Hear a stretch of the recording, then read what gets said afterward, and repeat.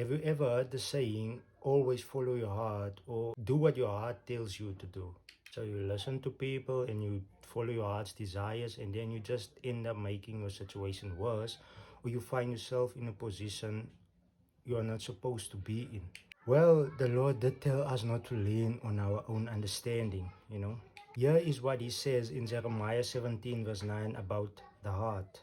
I will read it to you. The heart is deceitful above all things and desperately wicked. Who can know it? And what is that wickedness? Well, Jesus told us in Mark 7 verse 20 through till 23, and I'll read it. And he said, what comes out of a man, that defiles a man.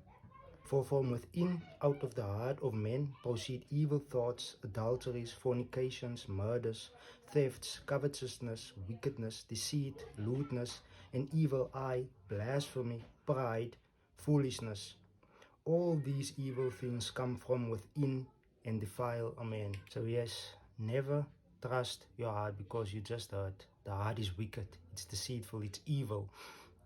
So never trust your heart, but what you must do with your heart is to give it to Christ, and he will mend it, and he will take all the evil and the wickedness out of it.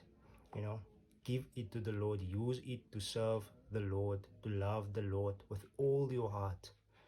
That is what you must do with your heart, not to use it on yourself. Acknowledge him in everything you do, and he will direct your paths. So yeah, I just wanted to encourage you with this word. Yeah, God bless, and remember that Jesus loves you.